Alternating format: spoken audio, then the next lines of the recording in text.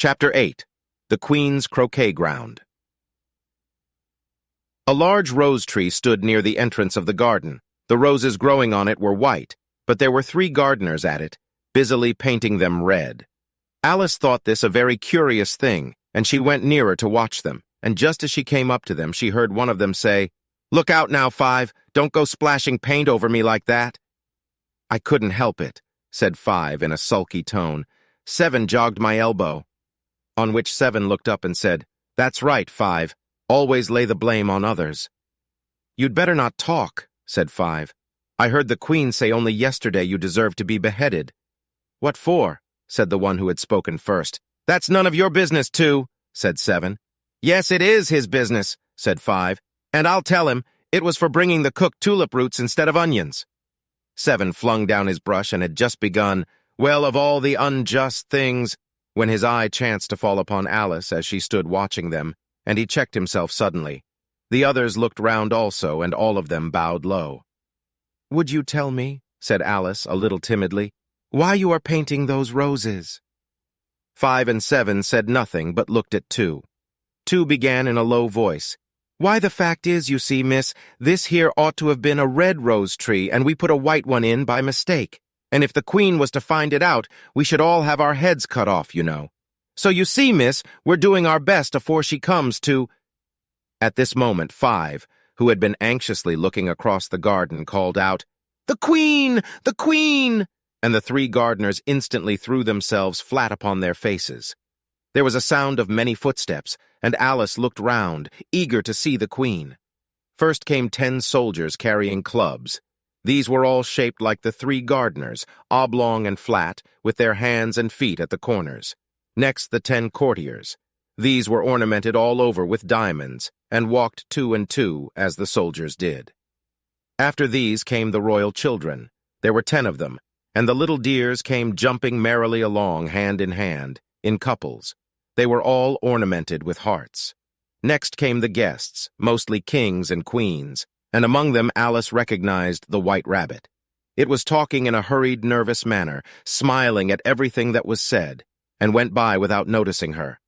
Then followed the Knave of Hearts, carrying the king's crown on a crimson velvet cushion, and last of all this grand procession came the King and Queen of Hearts. Alice was rather doubtful whether she ought not to lie down on her face like the 3 gardeners, but she could not remember ever having heard of such a rule at processions. And besides, what would be the use of a procession, thought she, if people had all to lie down upon their faces so that they couldn't see it? So she stood still where she was and waited. When the procession came opposite to Alice, they all stopped and looked at her, and the Queen said severely, "Who is this?" She said it to the Knave of Hearts, who only bowed and smiled in reply. "Idiot!" said the Queen, tossing her head impatiently, and turning to Alice, she went on, "What's your name, child?" "My name is Alice, so please, your Majesty," said Alice very politely, but she added to herself, "Why, they're only a pack of cards, after all. I needn't be afraid of them." "And who are these?" said the Queen, pointing to the 3 gardeners who were lying round the rose tree. For you see, as they were lying on their faces, and the pattern on their backs was the same as the rest of the pack, she could not tell whether they were gardeners or soldiers or courtiers or 3 of her own children. "How should I know?" said Alice, surprised at her own courage. "It's no business of mine." The Queen turned crimson with fury, and after glaring at her for a moment like a wild beast, screamed, "Off with her head! Off!" "Nonsense!" said Alice, very loudly and decidedly, and the Queen was silent. The King laid his hand upon her arm and timidly said, "Consider, my dear, she is only a child." The Queen turned angrily away from him and said to the knave, "Turn them over." The knave did so very carefully with one foot. "Get up," said the Queen in a shrill, loud voice, and the 3 gardeners instantly jumped up and began bowing to the King, the Queen, the royal children, and everybody else. "Leave off that!" screamed the Queen. "You make me giddy!" And then, turning to the rose tree, she went on, "What have you been doing here?" "May it please your Majesty," said 2 in a very humble tone, going down on one knee as he spoke. "We were trying—" "I see," said the Queen, who had meanwhile been examining the roses. "Off with their heads." and the procession moved on, 3 of the soldiers remaining behind to execute the unfortunate gardeners, who ran to Alice for protection. "You shan't be beheaded," said Alice, and she put them into a large flower pot that stood near. The 3 soldiers wandered about for a minute or two, looking for them, and then quietly marched off after the others. "Are their heads off?" shouted the Queen. "Their heads are gone, if it please your Majesty," the soldiers shouted in reply.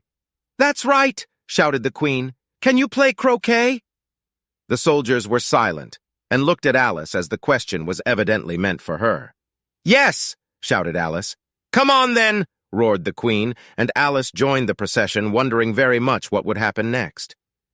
It's a very fine day," said a timid voice at her side. She was walking by the White Rabbit, who was peeping anxiously into her face. "Very," said Alice. "Where's the Duchess?" "Hush, hush," said the rabbit in a low, hurried tone. He looked anxiously over his shoulder as he spoke, and then raised himself upon tiptoe, put his mouth close to her ear, and whispered, "She's under sentence of execution." "What for?" said Alice. "Did you say, 'what a pity'?" the rabbit asked. "No, I didn't," said Alice. "I don't think it's at all a pity. I said, 'what for?'" "She boxed the Queen's ears," the rabbit began. Alice gave a little scream of laughter. "Oh, hush," the rabbit whispered in a frightened tone. "The Queen will hear you.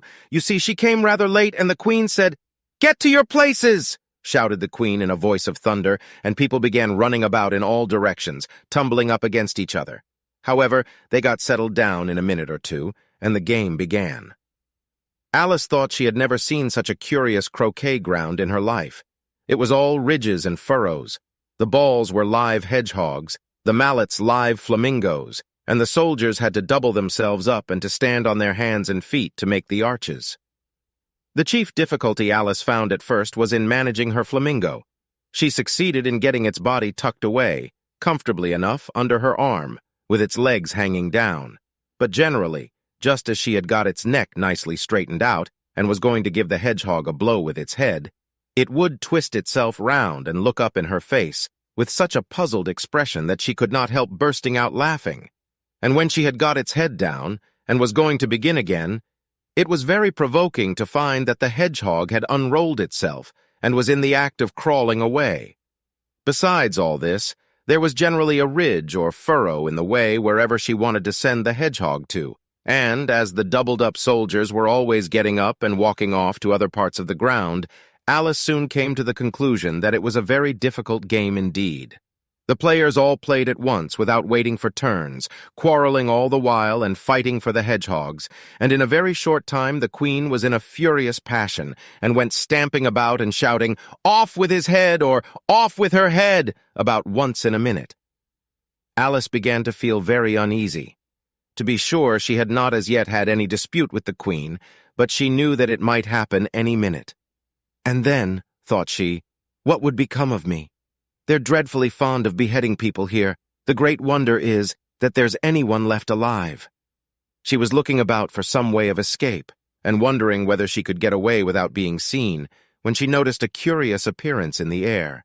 It puzzled her very much at first, but after watching it a minute or two, she made it out to be a grin, and she said to herself, "It's the Cheshire Cat. Now I shall have somebody to talk to." "How are you getting on?" said the cat, as soon as there was mouth enough for it to speak with. Alice waited till the eyes appeared, and then nodded. "It's no use speaking to it," she thought, "till its ears have come, or at least one of them." In another minute the whole head appeared, and then Alice put down her flamingo and began an account of the game, feeling very glad she had someone to listen to her. The cat seemed to think that there was enough of it now in sight, and no more of it appeared. "I don't think they play at all fairly," Alice began in rather a complaining tone, "and they all quarrel so dreadfully one can't hear oneself speak, and they don't seem to have any rules in particular. At least if there are, nobody attends to them, and you've no idea how confusing it is, all the things being alive. For instance, there's the arch I've got to go through next, walking about at the other end of the ground, and I should have croqueted the Queen's hedgehog just now, only it ran away when it saw mine coming." "How do you like the Queen?" said the cat in a low voice. "Not at all," said Alice. "She's so extremely—" Just then she noticed that the Queen was close behind her, listening. so she went on, likely to win, that it's hardly worthwhile finishing the game. The queen smiled and passed on. "Who are you talking to?" said the king, going up to Alice and looking at the cat's head with great curiosity. "It's a friend of mine, a Cheshire cat," said Alice. "Allow me to introduce it." "I don't like the look of it at all," said the king. "However, it may kiss my hand if it likes." "I'd rather not," the cat remarked. "Don't be impertinent," said the king, "and don't look at me like that." He got behind Alice as he spoke. "A cat may look at a king," said Alice. "I've read that in some book, but I don't remember where." "Well, it must be removed," said the king very decidedly, and he called the queen, who was passing at the moment. "My dear, I wish you would have this cat removed." The queen had only one way of settling all difficulties, great or small. "Off with his head," she said without even looking round. "I'll fetch the executioner myself," said the king eagerly, and he hurried off. Alice thought she might as well go back and see how the game was going on as she heard the queen's voice in the distance, screaming with passion. She had already heard her sentence 3 of the players to be executed for having missed their turns, and she did not like the look of things at all, as the game was in such confusion that she never knew whether it was her turn or not. So she went in search of her hedgehog. The hedgehog was engaged in a fight with another hedgehog, which seemed to Alice an excellent opportunity for croqueting one of them with the other. The only difficulty was that her flamingo was gone across to the other side of the garden, where Alice could see it trying in a helpless sort of way to fly up into a tree. By the time she had caught the flamingo and brought it back, the fight was over, and both the hedgehogs were out of sight. "But it doesn't matter much," thought Alice, "as all the arches are gone from this side of the ground." So she tucked it away under her arm, that it might not escape again, and went back for a little more conversation with her friend. When she got back to the Cheshire Cat, she was surprised to find quite a large crowd collected round it.